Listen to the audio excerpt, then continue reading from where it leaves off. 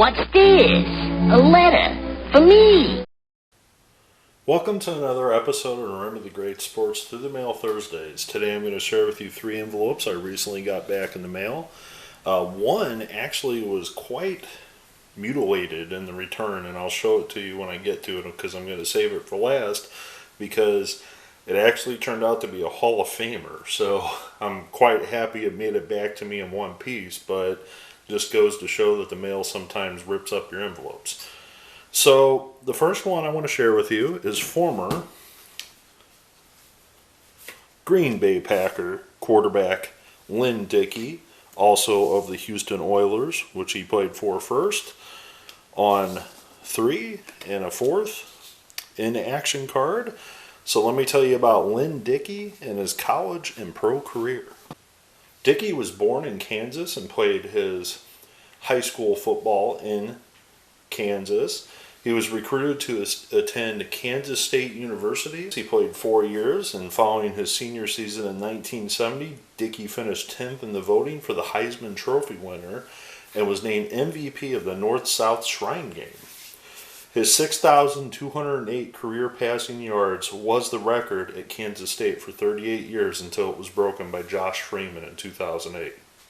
Dickey was selected in the 3rd round in the 1971 NFL Draft, 56th overall by the Houston Oilers. And he split time quarterbacking with the 3rd overall pick in the 71 draft, Dan Pastorini. He and Pastorini were in competition for the starting quarterback role in 1972, and Dickey did have a decent preseason. However, he suffered an injury, and this would be an injury that would linger him throughout the rest of his career. In total, Dickey started 10 games with the Orioles with his tenure there, winning 2 overall, including Houston's lone single win in the 1973 season. In 1976, he was traded to Green Bay in exchange for John Hadle. His Packers career got off to a rocky start. Dickey suffered again an injury, a broken leg in 1977, causing him to miss 2 full seasons. But by 1980, he was back as the starter for the Packers. Dickey led the Packers to a 16-team playoff in the strike-shortened 1982 season. The Packers won the opening round after Dickey went 19 of 26 for 286 yards and 4 touchdowns over the St. Louis Cardinals. They were eliminated in the next round by the Dallas Cowboys, but it was an accomplishment for the Packers to make the playoffs that year. Perhaps the high point of Dickey's NFL career came in 1983 when he powered the Packers' offense to then-team record 429 points. His 4,458 yards that season served as a team record until it was surpassed by Aaron Rodgers, and threw a career-best 32 touchdowns, leading the NFL in 1983. Dickey would play through 1985 with the Packers, but decided to retire before the 1986 season. After retiring from football, Dickey returned back to Kansas, moving to the Kansas City area, where he opened a football-themed restaurant. He also spent time as a AM sports radio host on Sports Radio 810 in Kansas City, and he also began working as a pharmacy benefit management specialist for a company based out of Milwaukee. So very happy to add Mr. Dickey to the collection, and we'll move on to the next one. Alright, so this is the first of 2 Hall of Famers I'm going to feature in this episode. And normally I don't show non-players, but this guy is a Hall of Famer. And who am I talking about other than former commissioner of the NFL, next to the Berlin Wall there, Paul Tagliabue, on 3 of 3. And I happen to have these in my collection, and I remember getting that card when I was a kid. I'm like, who is this guy standing by the Berlin Wall? And I never came to think of writing Paul Tagliabue, even though I've had this card forever. And I'm like, the guy is in the Hall of Fame, so why not write him? So let me tell you about Paul Tagliabue and his uniqueness of not being a football player, but actually a college basketball player, and his contribution to the NFL. So Paul Tagliabue is a New Jersey native of Italian descent. He received an athletic scholarship to play college basketball at Georgetown University and was the captain of the team in 1961-62. He graduated in 1962 as the president of his senior class and a Rhodes Scholar finalist and a Dean's List graduate. Tagliabue would graduate from New York University School of Law in 1965. From 1969 to 89, Tagliabue practiced law with a Washington, D.C. firm. After serving as a lawyer for the NFL, Tagliabue was selected by the NFL owners to succeed Pete Rozelle as commissioner of the NFL in 1989. During his tenure as commissioner, some of the highlights of his career was he was behind the expansion of the leagues from 28 teams to 32. This was the expansion era of the Charlotte and Jacksonville teams, or the Carolina Panthers and the Jacksonville Jaguars.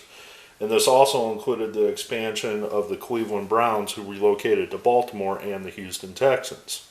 Another attribute to Tagliabue was that he helped align NFL Europe. He also was the commissioner after the September 11th 9/11 attacks as well.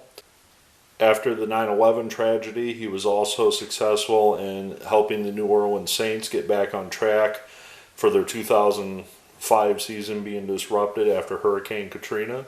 And after his NFL career as the commissioner, he returned to the law firm that he originally worked for. He also was on the chairman of the board of his alma mater, Georgetown University. After 2015, he resigned as the chairman of the board of directors for Georgetown University. He is now 80 years old, and I'm not sure if he's still working. I would assume that finally he's enjoying retirement, but very happy to add this Hall of Famer to my collection because I had never gotten Paul Tagliabue before, and he is an NFL Hall of Famer. All right, so this final one I'm going to share with you, and this is something that just makes your heart drop when you see it come in the mail. This is how my envelope arrived to me. And as you can see, it was completely ripped open. You know, the machine must have caught it or something. And those are just some index cards that I had in there to protect the cards. And in there is this nice little note saying, by the way, this was ripped to shreds at the St. Louis, Missouri post office. So who did I get this back from was actually, this came from Texas, and this was Curley Culp, the former Kansas City Chief. And you're like, well, that card isn't signed.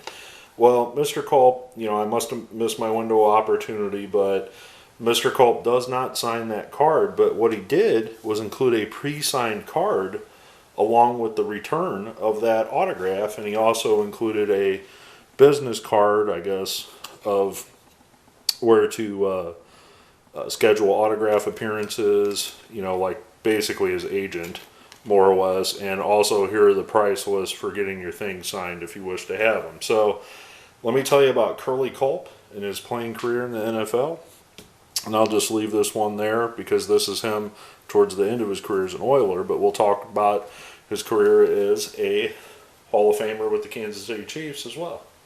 Curley Culp was born in Arizona and attended high school and college at Arizona State University. He was actually drafted in the second round by the Denver Broncos, but he did not make the Broncos roster and was basically used as an off-season practice squad member. While being discouraged from his time at the Broncos, he moved from Denver to the Kansas City Chiefs in search of a team that would properly utilize his unique talents. Hank Stram took him aboard, and he made Culp a defensive lineman, and the rest can be history. Culp helped anchor the Kansas City Chiefs defensive line. Culp spent 7 seasons in Kansas City. He was the starting defensive tackle in the Chiefs Super Bowl squad and appeared in 82 games with Kansas City. A member of the Chiefs' 25-year all-time team, Culp played in the 1969 AFL All-Star Game and the 1971 Pro Bowl. He was honored twice as the Associated Press Defensive Player of the Week and claimed the Chiefs' unofficial sack crown in 1973 with 9 quarterback sacks. After his time with the Chiefs, Culp would go on to the Oilers, where he spent the 1974 and 80 season playing for them. And after his time in Houston, he would sign with the Detroit Lions, playing through 1980 and 1981. Over his entire career, he would be a 6-time Pro Bowler. He would be the NFL Defensive Player of the Year in 1975 and would be elected to the Kansas City Chiefs Hall of Fame. He would also eventually be elected to the Pro Football Hall of Fame in 2013. As you can see, this is a Hall of Fame card that he provided, class of 2013. And he has gone down as one of the greatest Kansas City Chiefs in the history of the game. So, despite the mutilation of the envelope that I sent it in, the return did make it back to me, and the cards actually look pretty nice. And again, this is, not signed. He does require a autograph fee for him to sign your item, but he might send you a free card if you write him. You never know. I'm not going to guarantee that he does do that, but I'm very happy to add Mr. Culp to the collection. Very happy to add another Hall of Famer in Paul Tagliabue as well to the collection, him with the Berlin Wall. And I'm also very happy to add Mr. Lynn Dickey to the collection as well. So if you enjoyed this episode, definitely let me know in the comments below. And as always, happy collecting.